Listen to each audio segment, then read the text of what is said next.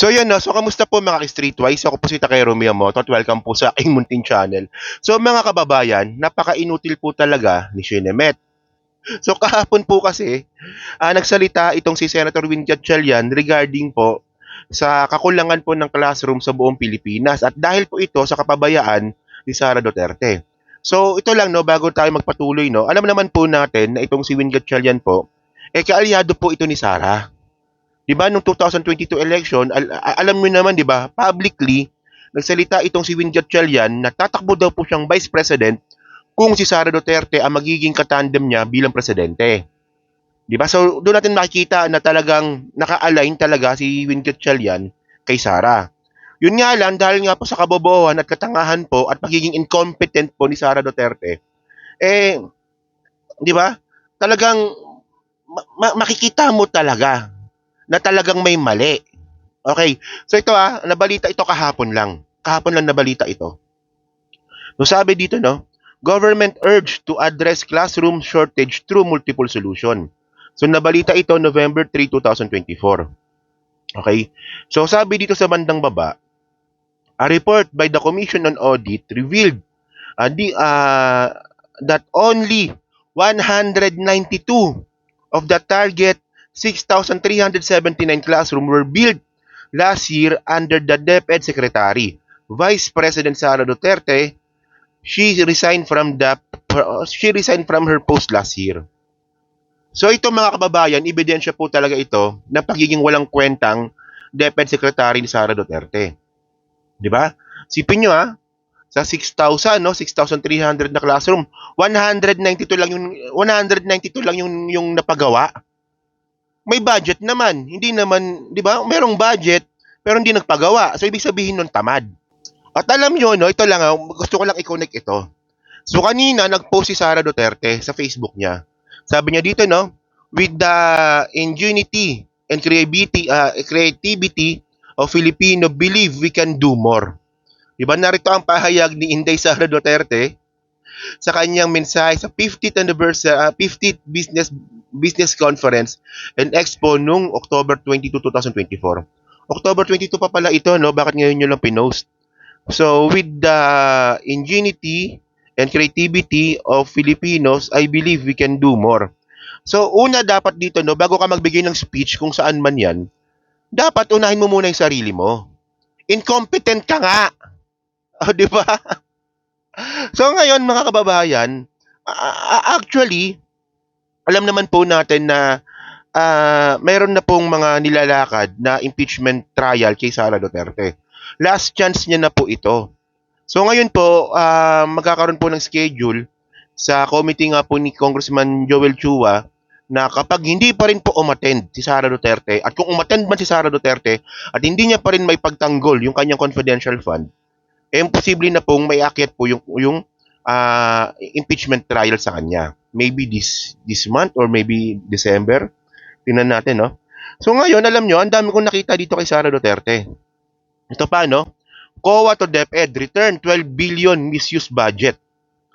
So bukod dun sa classroom na hindi siya nagpagawa, tapos dun po sa controversial na confidential fund, ngayon may problema pa siya dito sa 12.3 billion misuse budget.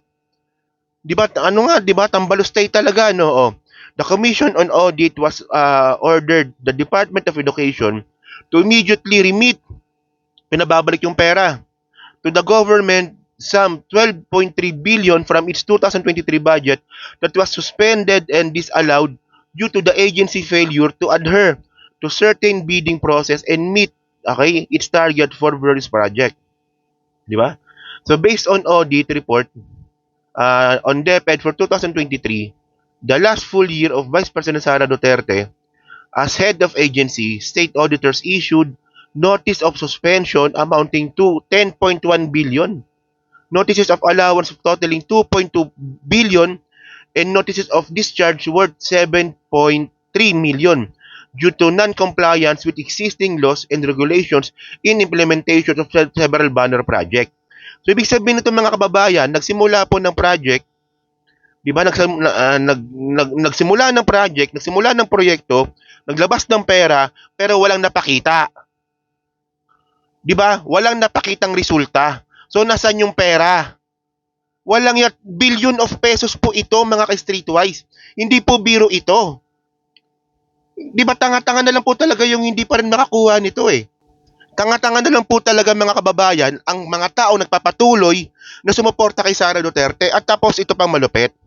So alam naman po natin mga kababayan no na itong mga tauhan or mga staff ni Sara Duterte po ay pinapa-attend po sa House hearing. Yun nga lang pinipigilan po ito ni Sara Duterte. 'Di ba nakadalawang House hearing na ata sila, 'di ba? Kay ano sa committee ni Congressman Joel Chua. So, sa dalawang beses po na hearing po na yan, dalawa or tatlo, no? Nakalimutan ko na. Pero, besides, no? Dyan po sa hearing po na nangyari, sa committee nga po ni Congressman Chua, hindi po pinapapunta ni Sara Duterte yung mga staff niya. Hindi niya pinapapunta. Oh, so ngayon, ang plano ngayon ng ganyan tayo mag-vlog, malaging may ebidensya.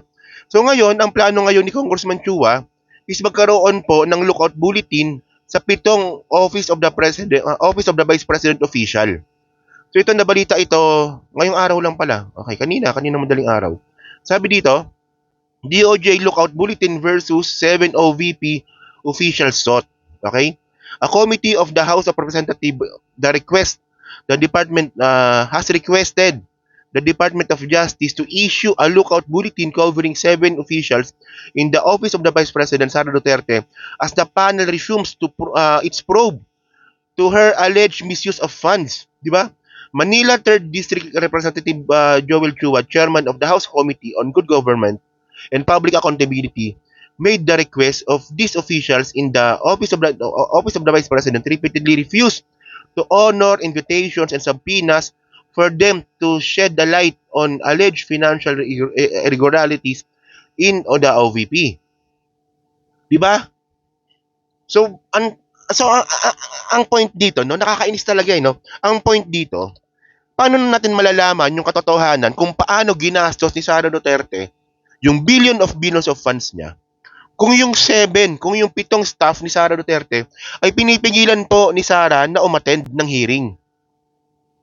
There's something fishy mga kababayan. O di ba? So ngayon kasi mga ka-streetwise no, kapag ito hindi po kumilos dito yung DOJ, matatakasan po kayo nito. Di ba? Kaya nga nagre-request ngayon si Congressman Chua na magkaroon ng lookout bulletin dito nga po sa 7 officials nga po ni Sara Duterte na, di ba, para malaman kung kailan sila lalabas ng bansa para hindi sila makatakas. Kasi kung magiging pabagal-bagal dito si Boying Rimulya, magkakaroon tayo ng bagong yung asawa ni Harry Roque, ano bang pangalan nung? Si Myla. 'Di ba si Myla Roque, 'di ba? Oh. Meron siyang subpoena from the House of the Representative. Pero ang nangyari, tumakas po ng bansa. So, ganito rin po mangyayari. Kasi hindi nakapagbigay kaagad ng hold departure order o kaya lookout bulletin yung DOJ kay Myla Roque, kaya nakatakas. So, ngayon, pag ito, babagal-bagal na naman dito yung DOJ, matatakasan na naman kayo nito. So, mukha na naman tayong tanga nito. Oh. So, then mga kababayan, alam niyo yung malupit dito. Ito napanood ko na to Pinapanood ko na to sa inyo So, dahil nga po sa hindi nga po pinapa-attend ni Sara Duterte itong mga staff niya diyan po sa House hearing. So ngayon, ang ginawa ni Sara Duterte dito, naglabas ng victim card. So ngayon tingnan niyo to actually mga 1-minute video ito, 2 minutes, okay? So panoorin niyo po yung bandang huli, yung huling part, sige. I will not comment sa mga anak mo because ang natural affinity ng mga anak is to defend parents. Ako lang naman yung anak na hindi nagde-defend kay PRD, pero balik na rin natin, ganun din si PRD sa akin. Ang natural affinity na gagawin, natural na gagawin ni PRD is to defend me. Diba? Sinasabi nila noon, ginagaslight din nila kami, diba? O kasi may destabilization sa PRD, may maiso. Ano bang ginawa ni PRD? Di ba nag-react lang sa ginawa nila sa akin? Hindi nga ako nag-react nun Hindi ako nagalit. Confidential funds? Ano sabi ko? Fine, sa inyo na yan. Court order, sa inyo na yan. Hindi ko ganun, hindi ko naman kailangan yan eh. Napapadali lang talaga ang trabaho kasi natatarget mo yung trabaho mo. Ano pang inano nila? Security, kunin namin lahat. Sige na yan. Budget, kukunin nila lang. Sige na yan. Nagalit lang naman ako noong yung nangyari doon sa graduate, yung namatay doon sa Davao City, sa tear gas, sa panggugulpe, yung mga pinukpok na mga tao. And ngayon, nagalit ako kasi sa pagkahabol nila sa akin, yung mga kasamahan ko, hinahabol din nila. Excuse ko na lang, let's give them privacy. But one is already in depression, one is already contemplating suicide, one is in the hospital, may isa hindi nakakatulog. I agree sa pagmumura ha. Hindi dapat magmura kasi may mga bata narinig. Pero gago talaga yan sila. O, di ba? So, nakuha nyo yung point, mga kababayan. So, dito, sabi ni Sara Duterte dito, sila pa ngayon ang biktima ngayon, yung mga staff niya. Na yung isa daw, hindi daw po nakakatulog, yung isa daw po may depression, yung isa daw, di ba, namumroblema sa kalusugan. So, dahil daw po ito sa paghahabol ng House of Representative ni Joel Chua. Kita nyo, no, di ba? Pagkatapos nyong mag-disallowed or gumastos ng hindi dapat, di ba, ng confidential fund. Pagkatapos ninyong gumawa sa DepEd ng kalokohan at pinababalik yung 12 billion of pesos sa pera ng taong bayan, ngayon nasasabihin sa Sara Duterte, ay hindi, biktima kami dito kasi yung staff ko hinahabol nila, may depression, hindi na nakakatulog, hindi na nakakain. That's fucking bullshit, no? Ang bullshit naman nun. Di ba? Hindi usapin dito yung status ng mga staff mo, Sara Duterte. Ang pinag-usapan natin dito, pera ng taong bayan. Kaya don't give us that appeal to the emotions narrative, no? Nakakainis talaga, no? So yun, mga kababayan, no? So dyan po sa Team Replay, no nga po masabi nyo nga po dito, sa mga staff po ni Sara Duterte na posibleng tumakas. Di ba? At saka dito po sa 12, ilan yun? Sa 192 na classroom na pinagawa ni Sara Duterte, no, na napakagandang achievement talaga nito, no? So yun, mga ka-streetwise, so dyan po sa team Replay. So syempre pa-like, pa-subscribe, at kung di naman kalubisan, pa-share na rin po ng video po na to. So sa muli po, kita na lang ulit tayo sa susunod na video. Salamat po, bye-bye, thank you.